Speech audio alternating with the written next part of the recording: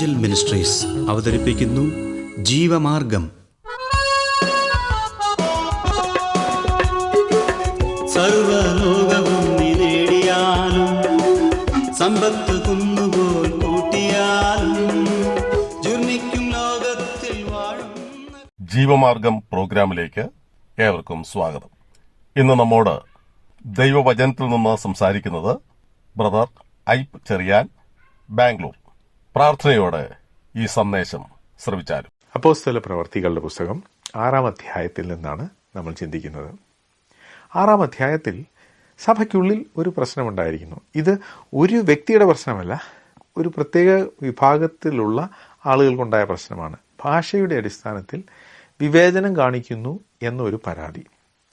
അതിൻ്റെ പരിഹാരം എന്ന് പറയുന്നത് ആത്മീകരായ ചില ആളുകളെ തിരഞ്ഞെടുത്ത് അവരെ ഉത്തരവാദിത്തം ഏൽപ്പിക്കുക എന്നതായിരുന്നു.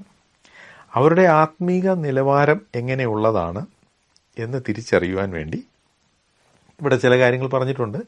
അവർ പരിജ്ഞാനമുള്ളവരായിരിക്കണം, പരിശുദ്ധാത്മ നിറവുള്ളവരായിരിക്കണം, നല്ല സാക്ഷ്യമുള്ളവരായിരിക്കണം.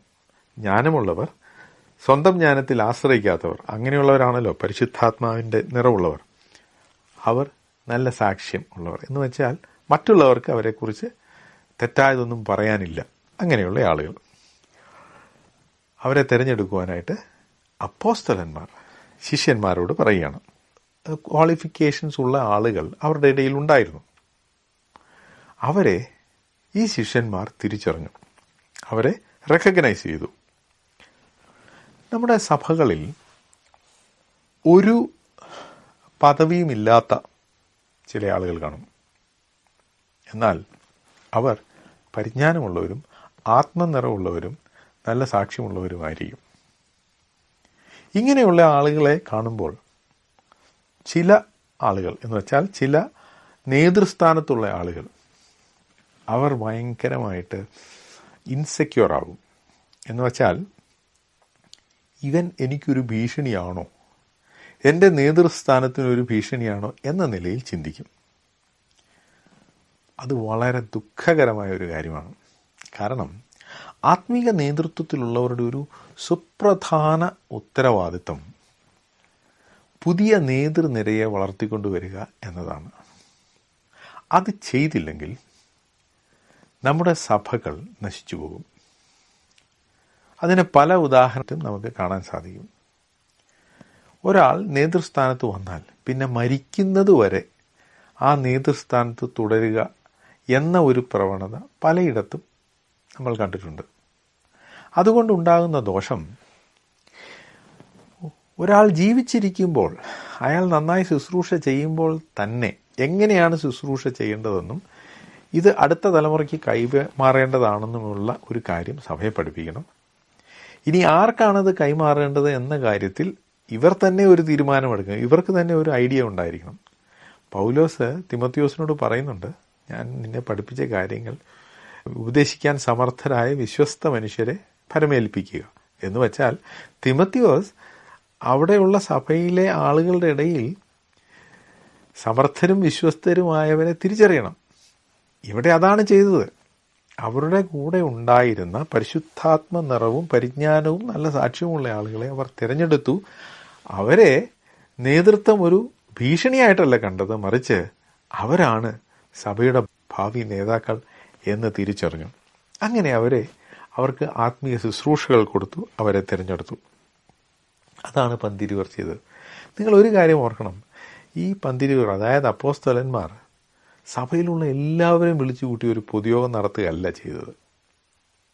ചിലയിടങ്ങളിൽ അങ്ങനെ ചെയ്യും. സഭയിലുള്ള എല്ലാവരെയും വിളിച്ച് ഒരു യോഗം നടത്തും, ആലോചനയോഗം. ആ യോഗത്തിനുള്ള പ്രധാന പ്രശ്നം ജഡീകന്മാരായ ആളുകളും ആ യോഗത്തിൽ കാണും.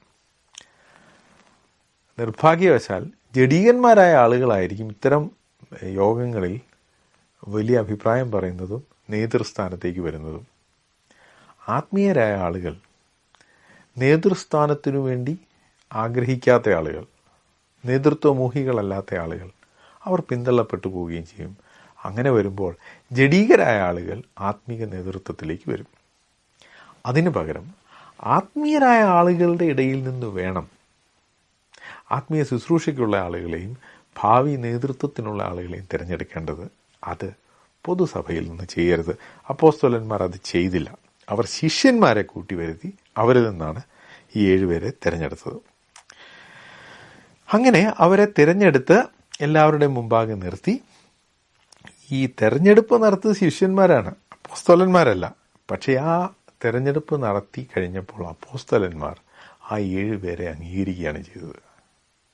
അല്ലാതെ അവർ പറഞ്ഞില്ല ഞങ്ങൾ തിരഞ്ഞെടുക്കാം, നിങ്ങൾ അംഗീകരിക്കുക, അങ്ങനെയല്ല.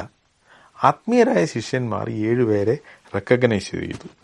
ഇനി ഇതിൽ രസകരമായ ഒരു കാര്യം, ഈ 7 പേരിൽ ഗ്രീക്ക് പേരുള്ള പലരുമുണ്ട്. കൂടാതെ യഹൂദ മതാനുസാരിയായ ഒരാളുമുണ്ട്. അവസാനത്തെ പേരതാണ്. അയാൾ ജന്മന യഹൂദനല്ല, അയാൾ യഹൂദ മതം സ്വീകരിച്ചയാളാണ്, ഗ്രീക്കുകാരനാണ്, പക്ഷേ ഇപ്പോൾ യഹൂദ മതാനുസാരിയാണ്.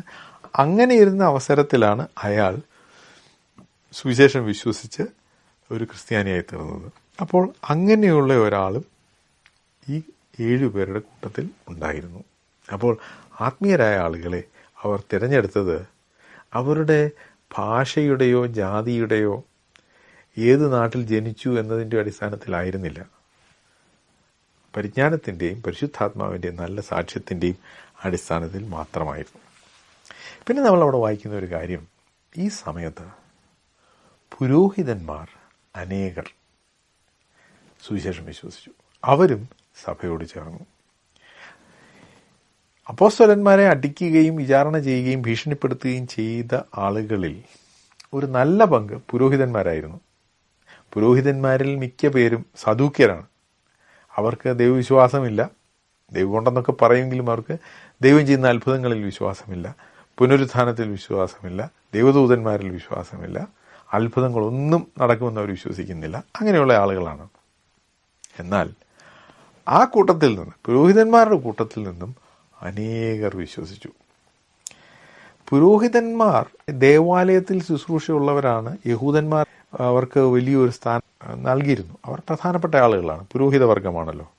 എന്നാൽ അവരതൊക്കെ ഉപേക്ഷിച്ച് കർത്താവായ യേശു ക്രിസ്തുവിൻ്റെ ശിഷ്യന്മാരായി തീരുവാൻ അവർ തയ്യാറായി. അങ്ങനെ ശിഷ്യന്മാരുടെ എണ്ണം വർദ്ധിച്ചു.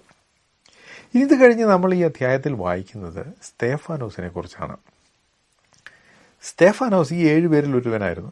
എന്ന് വെച്ചാൽ പരിജ്ഞാനമുള്ളവനാണ്, അവന് പരിശുദ്ധാത്മാവുണ്ട്, അതുപോലെ നല്ല സാക്ഷ്യവുമുണ്ട്.